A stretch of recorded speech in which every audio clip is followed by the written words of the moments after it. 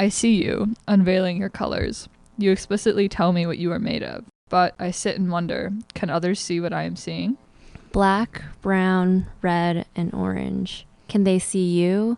Can they see what lies within your palette of colors? The beauty inside each mineral's soul grants you many tones. This poem was written by Dr. Carolina Córdova, who is an agronomist and former researcher with the Great Lakes Bioenergy Research Center, now an assistant professor and soil health specialist at the University of Nebraska, Lincoln. Her main research interest is to use soil, plant, and atmosphere interactions to seek novel and sustainable ways to promote resource efficiency in agricultural production. She believes that soil science is an art that speaks through plants. Welcome to Propelling Women in Power, a podcast about the careers of women in energy at the Wisconsin Energy Institute on the UW-Madison campus and our sister institution, the Great Lakes Bioenergy Research Center. I am Mary Riker, and I am a junior undergraduate student studying civil engineering. I am a science writer intern with a passion for meeting people from different scientific disciplines and sharing their stories. And I'm Michelle Chung, former intern and current communications specialist at the Wisconsin Energy Institute. I love finding fun ways to highlight the research and people here at WEI and GLBRC. Here, we talk about women scientists and engineers' career paths, the obstacles they have faced, and most importantly, their advice for young women scientists and engineers. It is our goal to highlight their individual experiences, mentors, and work-life balance while seeking advice for young women in science and asking the question, who and what facilitated your success? So Meg, what jumped out to you about Carolina's poem, Black, Brown, Red, and Orange? A lot jumped out to me about what she was saying about unveiling your colors. And I wonder if it prompted this idea of, can others see what I am seeing here? Mm-hmm. That very question is really central to her philosophy with people. It sounds like she brings empathy to quite a bit of her interactions, both the scientific and the social, the human side. She also talked a lot about mentoring and what it means to be a mentor. And it sounds like her mentorship is a really important thing for her identity. I'm really excited for us all to listen in. So I'm Carolina Córdova, and I'm an agroecologist who deeply cares about the health of our environment as well as our health. So at GLBRC, I work as a postdoc and also as a field manager, coordinator. And during the summers, I have the honor to mentor some students coming from different parts of the U.S. And my research tries to conceptually and also experimentally unite soil health and the sustainable intensification of agriculture. So in my case, I'm studying carbon and nitrogen cycling in bioenergy crops. So studying the environmental performance of some non-food crops that we use for bioenergy. The crops that I'm studying particularly are switchgrass, but now I have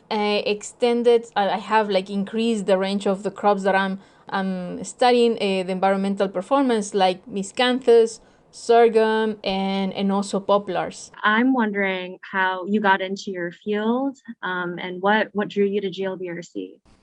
I inherited my dad's passion for soil science. He's a civil engineer, and since I was little, like 6 years old, I was officially his assistant. So I always joined his visits to some projects to take samples, and also I joined him at the lab. So I was always immersed, doing some lab work and also studying different soil properties. So, but in my case, I diverted a little bit from his path as civil engineer. So instead, I landed in ag engineering. And then, later the interest to study more deeply soil science took me to study soil fertility and management. So that's, how I landed into that area. And then my path to GLBRC, so during my academic life, I have been always involved in projects focusing on sustainability and also seeking ways to increase soil fertility and making agricultural system more efficient and sustainable. Coming to GLBRC actually, aligned to the work that I have been doing and also the things that I envision in helping others to work in more sustainable ways to live, you know, to have and use like other sources to get like energy, and also how we can sustainably manage our natural resources. You mentioned your dad, who is a civil engineer, and sounds like maybe your first mentor in the sciences. I'm wondering if you had any other mentors along the way that steered you more towards the soil science route. So yes, you're right. So my dad was one of the first person to like put me into like this scientific path, right? But then like along the way, I have been fortunate that in my academic and professional path, I encounter wonderful people, and some of them like helped me to grow and also guide me into the right direction while I was preparing for the next move or the next stage. My mentors, that some of them are professors from grad school or advisors from my jobs. So those are the ones that, are very important in my life, that have helped me to grow. Through conversations, they really share with me their experience, because, are people that already have been in these, like, for example, in the scientific path. So they know like the good and the bad things that evolve, like taking one decision, or like how strategically make the next step, and also providing me tools too. So that really, really helped me to grow and also achieve some goals. Did you ever have a female mentor, or was there representation in your field that you were drawn to, or someone who was important to you? It's sad that there are not many. I haven't had the chance yet to have a female mentor, and it's all because my career is male dominated. Like I would say, in the last decade, it has been changing a lot. So, starting in grad school, like in my department, it was sad that like initially I was completely blind and didn't see those problems of diversity, until one person asked me like, how diverse is your department, like do you have female professors? And I was like, okay, let me see. No, I don't. And then like highlight and point out that actually in my department there were like only two female professors, and none of them were in soil science. So for me it was like unveiling those problems, right? With my female classmates, we saw that as a problem that definitely we had to work on. And that's why, like, when I was in grad school with my friends, soil science classmates, we organized a workshop series entitled Women Leadership. And for that, we got funding for this event, which was 1 year long. So we have like around 10 seminars where we invited different leaders, female leaders, in different areas, right? Not only like industry, but also like in academia, or like in different venues. They were leaders, and we invited them to give a talk on a specific topic. Like the main goal of that workshop series, it was to empower female grad students from the College of Agriculture at the University of Iowa State. That was like successful because we didn't not only recruited grad students, but also we had like even like female professors coming to our talks. So it was great. It was like we engaged with a broader community, and they really appreciated having these type of events. And it was great that we got the funding from also female leaders at the College of Agriculture. The impact that we have there is it was fantastic, because hearing from someone that is at the top and sharing with you like words of wisdom, and also like the tips and tricks, and how that they got there, and also like how human they are, and show you their weak side too. It was like very empowering for us that we were just starting. So we acknowledge that probably this leaky pipe that we recognize now that is the problem, probably is also that we don't have enough support, or we don't see those roles in place, so we cannot mirror ourselves as as someone get to that position. So we thought that it was our responsibility to actually do something and be active within our community and engage and empower other classmates and friends. Was there an experience during that workshop series that was really impactful for you, like something that someone said? Yes, we invited the president from our university who was just recently elected, and she shared with us, like, all her story. How was her path to get to that position, which was not like, a clear cut, and also how difficult for her was to be a female also in a male dominated field, that it was entomology, and she started as an extensionist, and how difficult for her was to approach farmers in Iowa, and being young, and she had like a hard beginning, and then she shared with us like other experiences on how hard it is to be the leader of the whole university, and how to be prepared mentally, to have like emotional intelligence, to be prepared with that too, because people are going to not be nice to you. So you're like, for us that we haven't saw her as a human, because we saw her as like a superhero in this very powerful position. So we have never like imagined that we were going to like listen to her stories, like seeing the person behind that position. So for us that was like shocking, but also at the same time remind us that you need to deal with people, and you need to forget, at one point you need to forget that people are mean because you are female. And that's, sometimes people are just mean, disregarding your male or female. But she shared with us strategies on leadership and also how to strategically manage the university, but still be like a woman, and also like being a caring person, showing that could be like a soft side from a leader. So that was great, like hearing from her. It was first time that we hear those type of advices from like someone from that level, from that position.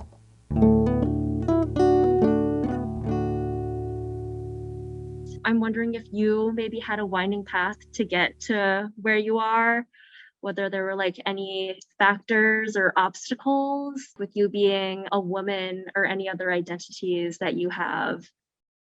First of all, like when you are starting grad school, especially if you are coming from another culture, particularly academic culture, right? So that was like something that in my case was kind of like difficult in my path. Just jumping into like my first international professional meeting. The only preparation that I had was to, just put together my poster and the information and probably like present it to my lab mates, and then jump into a plane and go to a international conference of like thousands of people. I'm normally an extrovert person, but no one like really took the time to like prepare me mentally that there was going to be like several strangers in like one room, and probably someone will not be nice to you when they will ask something. It's something that I was like, why they're mean, or like why, like it's supposed that like in science people like will try to work together, like why they are like, when they criticize your work, they're not doing like in a nice way or something. So those kind of things, I saw them as tough or difficult. And at the beginning that, I was like questioning myself, like, is this the right path? And then also, like in terms of the academic culture too, that coming from one that collaborate so much to like one that you have within your lab mates that are very competitive. And then you are not finding your lab mates that are like collaborators, right? So rather it's like, are we like friends or enemies? What's going on? Like, it's supposed that we should like collaborate. So, it was those shocking moments of these differences in the academic culture that I had to navigate, and I had to like endure and work around them, So those are, I would say, the instances where I learned how to manage personal relationships and also like language that could like help me to build bridges. Like at the beginning it was rough, but then later on, you learn how to overcome those things. So like that part of academic culture, was that something that no one told you or you had to find it out yourself? Yes, and no one, of course, no one. In my academic life, I had the opportunity to work in Panama, also in Germany, and then like I landed for grad school here in the United States. So, it was like different dynamics every time. It's not this cultural shock. There's also like different dynamics that you need to learn. And like when I arrived here, I was thinking, oh yeah, definitely United States is way different than Germany, and I was not expecting, and no one told me like, oh, actually, probably you will have like some very competitive lab mates that probably will not be collaborating with you too much or giving you data. Or in the case of my advisor, he was expecting that everybody to be friends and collaborate. So, and also like he was not that connected to the internal dynamics, because it's like papers driven, and yeah, you're working on objectives, and is one by one, right? For him, it was like he didn't care like that much what was going on. Was there less concern for cultivating a good community within the academic community? I will say that, Michelle, and we complain sometimes that he didn't promote these collaborations, right? Like within our lab. But in my case, I had two advisors, so I had two labs.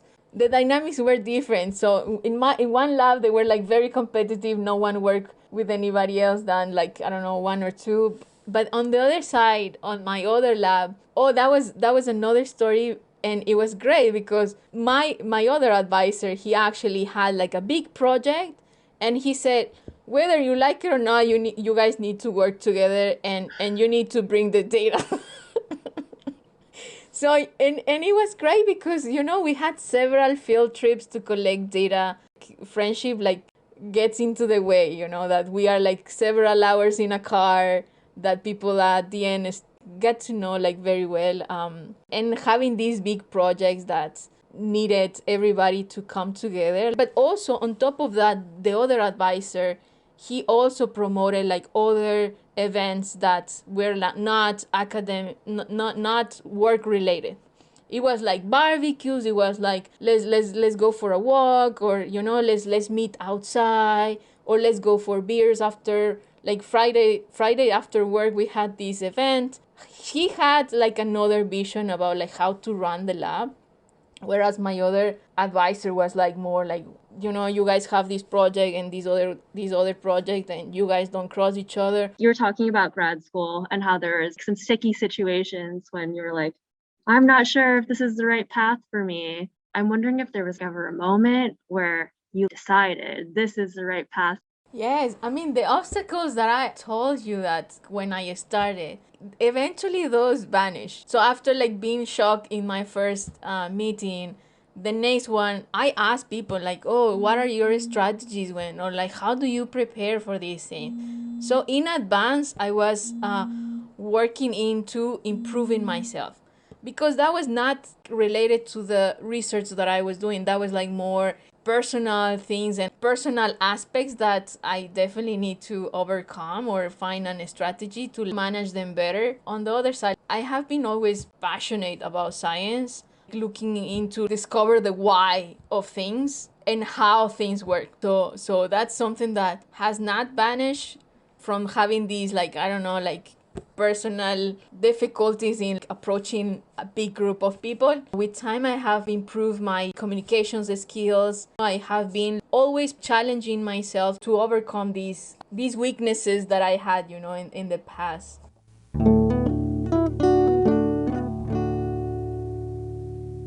Many people will challenge you, but always, like, every year, challenge yourself to overcome any of your weaknesses. Right? In my case, it's like I challenge myself and set up goals and say like, okay, I want to get enrolled in this community because actually I don't see changes and I want to see a change. And then it's like, okay, so if you want to do that, you need to volunteer in this type of work. And then it's like, but I don't know anybody. And then you are like afraid, and it's like, just go for it. And then you just jump in. Those learning experiences don't come by reading books. If you don't experience yourself, forget it. You are not even able to give a good advice to your mentor, to your mentees, or to your friends. You will have opportunities to talk in public, right? To be in front of a group of people that they are like in front of you and waiting to hear from you a good message, right? So for that you need to like prepare yourself for that, because otherwise is a waste of time, of your time and theirs. So it's something that definitely takes time, right? And being in college, that you have like so many opportunities, to explore and to make mistakes, and that doesn't take extra time or money, right? Because you are like immersed in this space that offers you several opportunities. Whereas when you like, let's say that you graduated, then you have to pay, pay for a workshop, pay for a certificate, to get a certification, pay for, no, so if you see that, oh, there is this a class of public speaking, okay, I'm going to enroll that. Or if there is a class of like scientific writing, okay, I'm going to take that class. Even though that is not part of like your setup curriculum, but those extra classes will really pay off. So you are like having a vision that, okay, probably I don't know exactly where I will land it in, like what is my future job, but like I'm aware that I need to write, I need to speak, I need to, I don't know, like be the leader in some instances. So like gathering those experiences, people like could say, okay, I'm hiring you because you are like very smart and you have the tools. They're looking at someone that has the tools. So beyond your grade. You keep emphasizing like the self-improvement, bettering yourself. Has that always been a part of like who you are? You've always been looking at ways to improve. How did you get to this place of knowing that's something that you always want to be doing? Yes, I mean, I'm a lifelong learner with a very curious mind, and I always try to learn something new.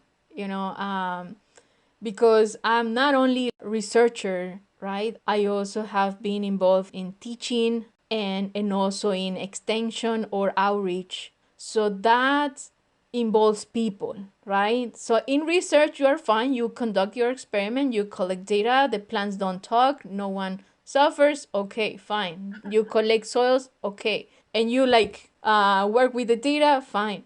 But when you are working with people, things get complicated, right? They are more complex.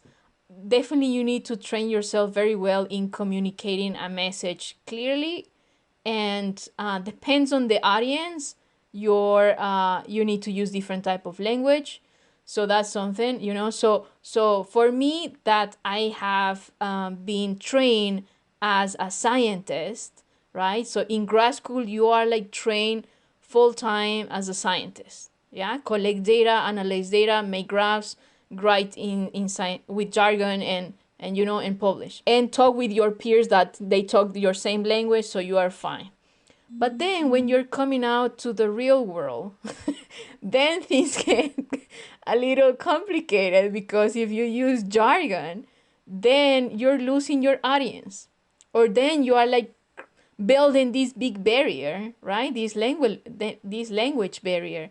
So it's like, okay, so I acknowledge that, in grad school, I didn't have enough opportunity to build on these soft skills, or like had these other tools that will help me to be a successful teacher and also extension and outreach professional.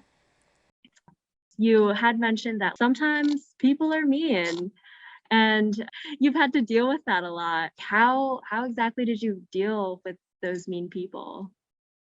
Sometimes people are not really willing to be mean, it's something that probably they come across as mean. Probably if it's like a cultural thing, and the language is different, right? So communication is different. You need to like first, don't take it personal, but sometimes it's hard to actually put that in practice and really hits you. try to like, definitely this talk about like what's going on there. Probably some confusion was involved. Some things can be clarified, and people can like amend that immediately, right? If it's something like reoccurring, then definitely, there's some communication levels to follow, because probably both parties have a superior or an advisor on top that could help to mediate if there is an issue there. But certainly, I would say that you need to understand also why that person is coming as a mean person. So know the background of that situation. Communication is key, and conflict management is something that we need to learn how to proceed with things. Yeah, and it's even worse like if it's an email, right? Sometimes you read it in a certain tone, and the other person was like sending you in a different tone.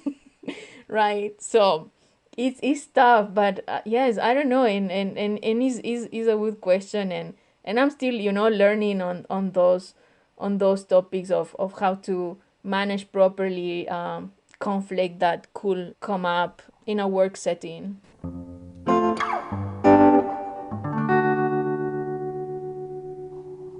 Was there ever a moment where you, being like one of the few women in your field, made you feel like maybe you didn't belong? Tying back to imposter syndrome, has that been something that you've experienced, and how have you dealt with it? Yes, I mean, yeah, there have been like few occasions, every time like less frequent occasions where I was the only female in the room. However, I am the only daughter in my family, so I had like three brothers. So for me, it was kind of like I was always surrounded by males, and also I was raised not like playing with Barbies, so for me it was a different start. So it was not, I'm never feel bad if I'm like, I'm the only one there. I don't find that something that makes me uncomfortable. But nevertheless, I know that that's not right, and I have the opportunities to raise that concern that, I'm not feeling uncomfortable, but it's not right that I'm the only one there, So in many instances, I have brought it up. Also, in opportunities where I see that there is some biases in conforming committees or selecting speakers for a specific event, I always bring up that, it's like, oh, actually it's on balance. So, I'm the one that is kind of the whistleblower there, it's like, no, actually this is not right. And I know like someone that who can help us. And if you guys don't know that person, I can invite her directly. So I'm the one that, it reminds people that to be more inclusive and also increase diversity, because sometimes people are not that they on purpose don't want to like invite females, but they don't see these disparities, they don't see these inequalities or like unbalanced settings. But I'm the one that I'm always like looking into, okay, so how many females or how many males, or like, do we have early careers, or are we inviting the same people over and over again?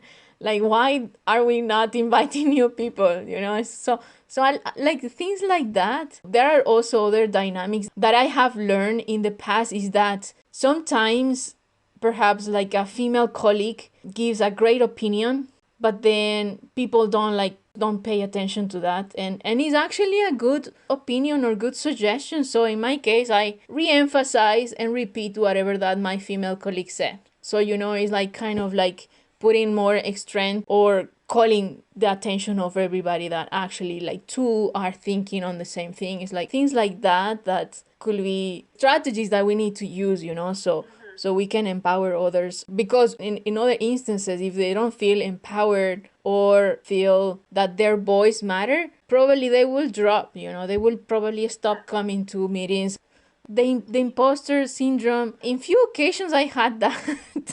I mean, it's hard to avoid, especially if you are like, in applying for a job position, and you know that you are the only female candidate, and there are these other dudes that are in that running for that position, right? And then probably you start to look into their profiles, and then you're like, oh, probably I'm not that qualified, or you don't know. So you have that imposter syndrome. But then I remember that I'm an active member of my community, doing great job, great science, that with my research we're trying to protect the environment, and also that I am the hero of my niece and nephew. So then is when like that syndrome vanishes. So it's like, okay, so probably these guys are like experts in these other things, but they don't have like these other things that I have been working on. So that feeling or that syndrome vanishes. Is I'm the first in my family to have a PhD. Yes, my niece and nephew, they are like looking into, like actually getting into a grad school and going into like a science path, so yeah, they are like always asking me like what's new, what's going on, how are your projects, and it's fun to like talk with them and explain them, and it's fun to go and like when I go back to Ecuador and meet them like at outside of their school, and they come and they bring their friends and say like, she is my auntie, and like, remember I told you about these cool things. So it's very cool that that for someone you are a rock star or like a hero. It's up to us to actually build the future of others, right?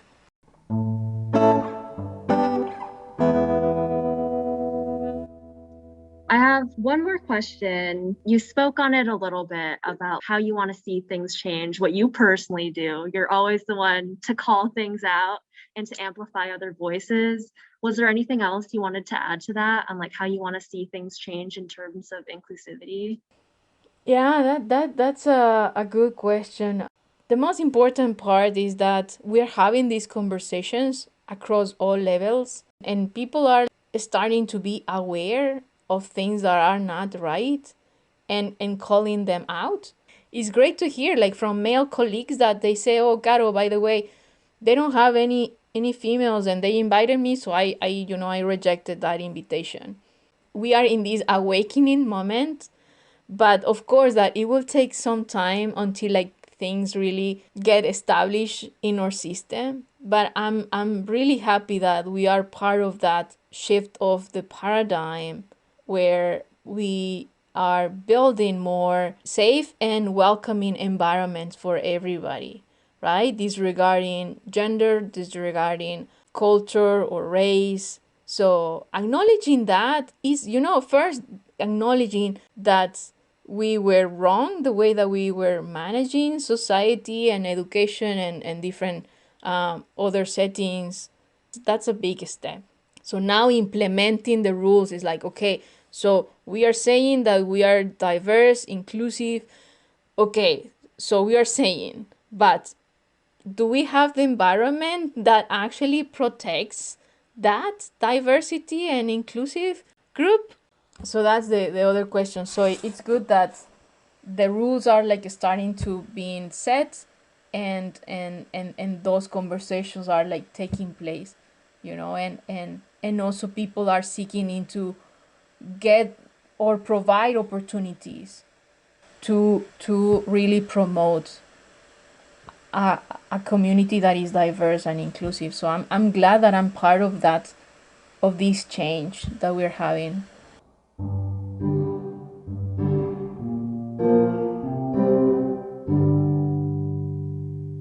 So you said you mentor some students in your work.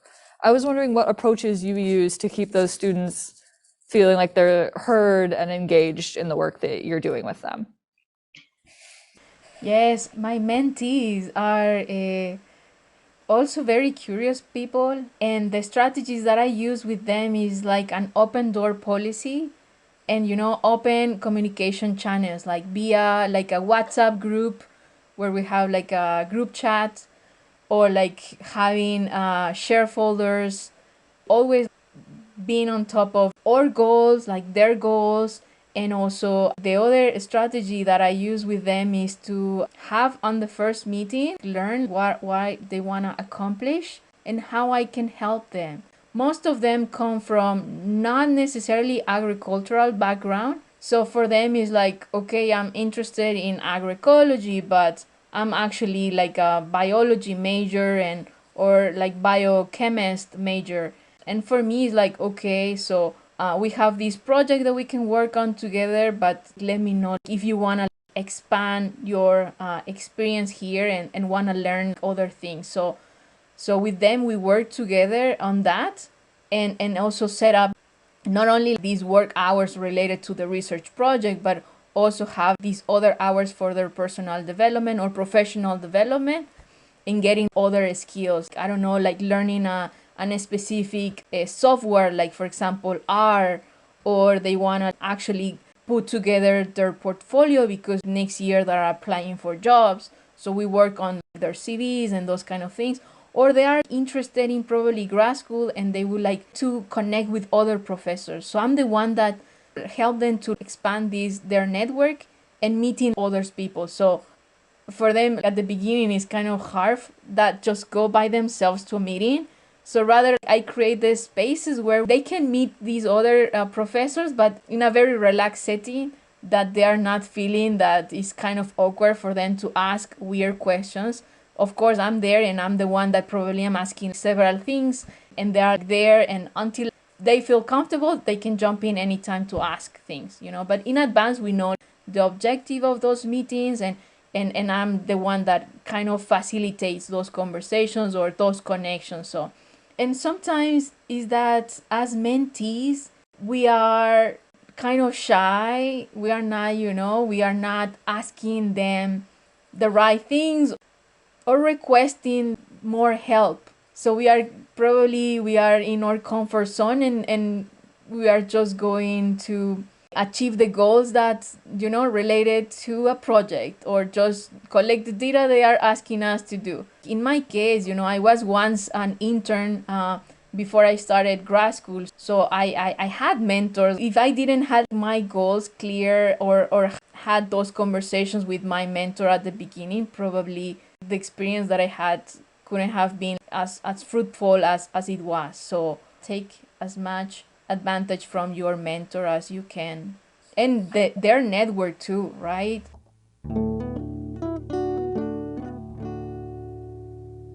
Michelle, what stood out to you about your conversation with Caro? She mentioned her first role model being her father, who was also a scientist. And I think that's really important for how she chose what she did in life. Mm-hmm. Having that base, from her childhood onward, and having that exposure is so important to developing women, especially. Mm-hmm. If they can have role models to look up to, especially in their immediate family. Right, in their immediate family. In her youth, like she grew up knowing that was like a path she could take. An option. Mm-hmm. Mm-hmm. Yeah. Were there things that stood out to you? I liked that she talked about that sometimes you don't get along with everybody you run into. Some people you might perceive as mean, and that could be due to some sort of, she talked about it in terms of a cultural difference, but also just a personality difference too. And I think as women, sometimes we are seen as the social peacemakers, or the ones that do the emotional labor or emotional work, I've heard it called. And I've definitely seen that in my experience. Like, I'm the one in a group full of men, actually I had that this semester, where I was the one who'd always ask them, how are you guys? Like, what's going on with your life? How are you doing? How are you feeling? Et cetera, et cetera. And one day I didn't. Yeah. And nobody asked anything. I was like, whoa, this is weird. Why aren't you talking to each other? So I think that's something that kind of ties into what she was talking about, how you won't get along with everyone. Or sometimes you might just not gel with a group, and that's okay. Mm-hmm. And I think it's part of it's learning to be quote unquote uncomfortable in those situations, but it's also like recognizing you don't have to do all the emotional labor or be nice to everyone all the time. Or on the other hand, if you want to be and that's who you are, that's okay too. Yeah. There's nothing wrong with that. There's just the self-awareness that comes with it, like how you stand. And with her saying, like, it's okay that you won't get along with everyone, she knows that the people that she doesn't get along with are just different people. Right. And that there's not necessarily something bad about them. Or her. There's no flaws there. Right. So that's something that really spoke to me from this. And I also really liked that she used her position as a graduate student to secure funding to promote the voices of other women and women leaders, and explain how other women leaders got to where they are and show other women that this path is available. I thought that was really cool. That's a really awesome initiative that she took. And she said it was really impactful for herself too, like being the organizer of something like that. One other thing that I personally really loved was the fact that she brought up that in really hard times, she'll just remember that she has a niece and nephew that really look up to her and like thinks that she like is a superstar, and they don't think that she is a superstar. They know that she's a superstar. And how that like gives her strength, and also is something that she looks back on to persevere through things. I think that's something we could say for all the women here, you know, when they're going through something difficult. I hope they look back on this and realize that they do have an impact on people, and by using their voice and just being who they are, they're a really positive role model. Yeah, exactly. With all these conversations we've had, we've both left feeling hopeful, better about our futures. Yeah, exactly. And for two people, two students here, changes that. They've still done something so positive, you know.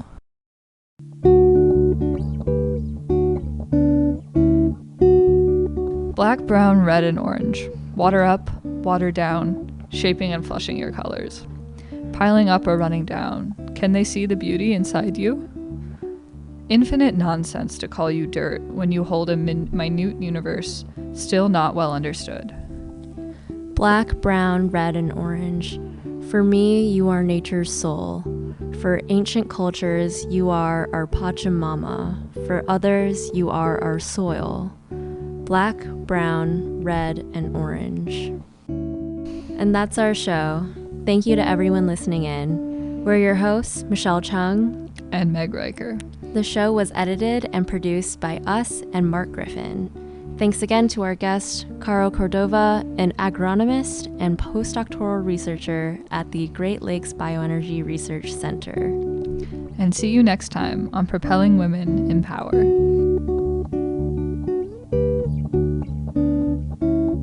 What is your superpower? No, that's my super weakness, that I'm a caring person.